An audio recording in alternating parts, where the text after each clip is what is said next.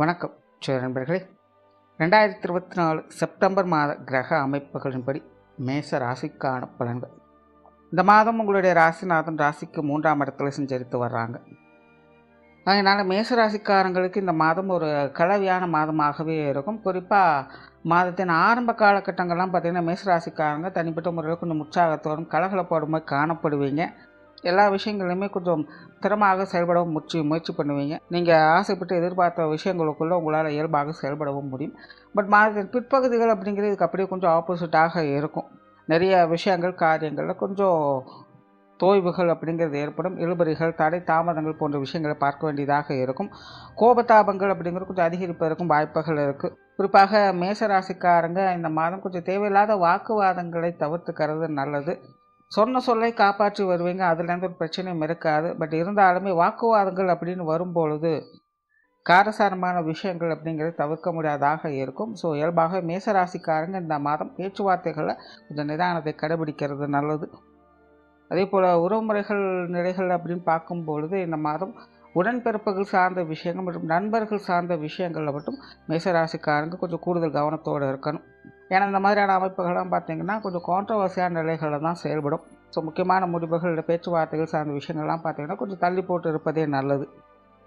அதே போல் மேசராசிக்காரங்க இந்த உடல் நலம் சார்ந்த விஷயங்களும் கொஞ்சம் கவனம் எடுக்க வேண்டியதாக இருக்கும். அதுலேயும் ஏற்கனவே ட்ரீட்மெண்ட்டில் இருக்கிறவங்கலாம் பார்த்திங்கன்னா வழக்கமான விஷயங்கள் கொஞ்சம் கண்டினியூஸாக ஃபாலோ பண்ணிக்கோங்க. உணவு சார்ந்த விஷயங்களில் கட்டுப்பாடு அப்படிங்கிறது அவசியம். குறிப்பாக இந்த போதை வஸ்துக்கள், ஸ்பெக்குலேட்டிங் சார்ந்த விஷயங்கள் இது எல்லாத்தையுமே மேசராசிக்காரங்க இந்த மாதம் கொஞ்சம் அவாய்ட் பண்ணிக்கிறதே நல்லது.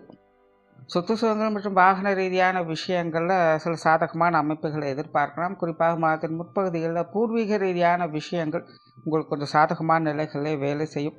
பொருளாதார ரீதியான விஷயங்கள், கொடுக்கல் வாங்கல் விஷயங்கள், கடன் சார்ந்த விஷயங்கள்லாம் மேசராசிக்காரங்க இந்த மாதம் கொஞ்சம் கவனத்தோடு இருப்பதே நல்லது. ஏன்னா மேசராசியை பொறுத்த வரைக்கும் பொருளாதார நிலைகளில் இந்த மாதம் ஏற்ற இறக்கங்கள் அப்படிங்கிறது கொஞ்சம் கூடுதலான நிலைகளிலே வேலை செய்யும். தேவையில்லாத விரயங்கள், செலவுகள் போன்ற விஷயங்கள் கவனமாக இருங்க. குறிப்பாக உங்களுடைய ஆடம்பர செலவுகளை கொஞ்சம் குறைச்சிக்கிறதே நல்லது.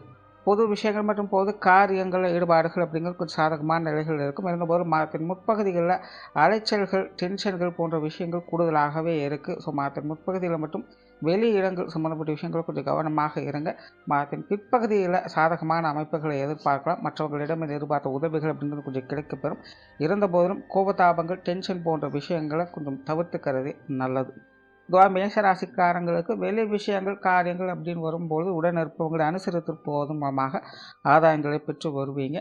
ஆன்மீக ரீதியான விஷயங்கள் சாதகமான நிலைகள் இருக்கும். ஆன்மீகத்தில் ஈடுபாடுகள் அப்படிங்கிறது அதிகரிக்கும். இருந்தபோதும் மேசராசிக்காரங்க அது சார்ந்த விஷயங்களை முழுமையாக எதையும் வெளிப்படுத்த மாட்டீங்க. ஸோ அதனால் இது சார்ந்த விஷயங்களை தர்க்க ரீதியான விஷயங்களை கொஞ்சம் அவாய்ட் பண்ணிக்கிறது நல்லது. பிரயாணம் சார்ந்த விஷயங்கள் சாதகமான நிலைகள் இருக்கும். காரியங்கள் மற்றும் செயல்பாடுகள் வகையில் அவசரத்தையும் டென்ஷனையும் மட்டும் கொஞ்சம் குறைச்சிக்கிறது நல்லது.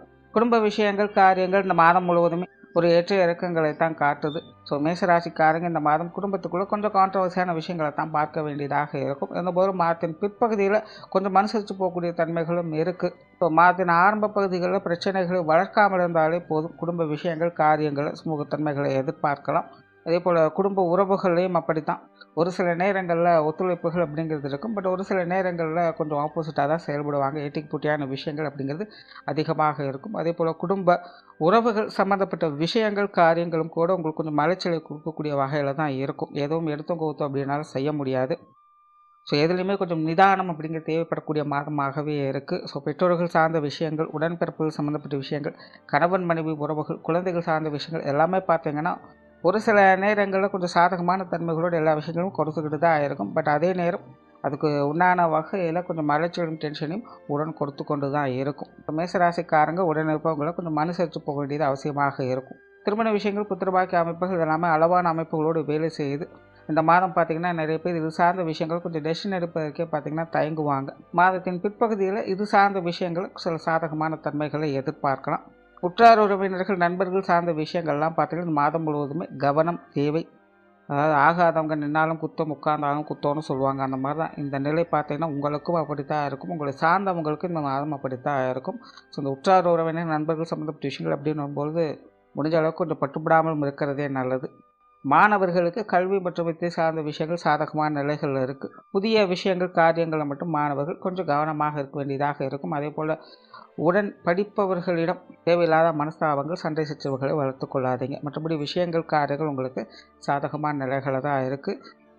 தொழில், வேலை, உத்தியோகம் சார்ந்த விஷயங்கள் இந்த மாதம் சமாளிக்கக்கூடிய நிலைகளில் இருக்குது. இருந்தாலுமே பர்சனலாக மேசராசிக்காரங்க கொஞ்சம் அலைச்சலுடன் டென்ஷனுடனே காணப்படுவாங்க. ஸோ தொழில், வேலை, உத்தியோக ரீதியாக கஸ்டமர் கேர் சம்மந்தப்பட்ட விஷயங்கள்லாம் கொஞ்சம் கவனம் எடுத்துக்கங்க. தவிர தொழில், வேலை, உத்தியோக ரீதியாக பெரும்பாலும் வழக்கமான சமாச்சாரங்களை தான் பார்த்து வருவீங்க. பெருசாக எந்த ஒரு மாற்றங்கள், முன்னேற்றங்களும் எதிர்பார்க்க முடியாது. கொடுக்கல் வாங்கல் விஷயங்களில் கண்டிப்பாக கவனம் தேவை. தவிர வெளியூர் மற்றும் வெளிநாடு சம்மந்தப்பட்ட விஷயங்கள் அளவான ஈடுபாடுகள் இருக்கும். இது சார்ந்த விஷயங்களும் முயற்சிகளுக்கேற்ற நற்பலன்களை பெற்று வருவீங்க. ஸோ ஓவராலாக மேசராசியை பொறுத்த வரைக்கும் இந்த மாதம் முழுவதுமே ஒரு கலவையான நிலைகள் தான் அனைத்து விஷயங்களுமே செயல்படுது. அதனால் மேசராசிக்காரங்க சூழ்நிலைகளுக்கு தகுந்த மாதிரி கொஞ்சம் அனுசரித்து போய்கொள்வது நல்லது. நன்றி, வணக்கம், வாழ்க வளமுடன்.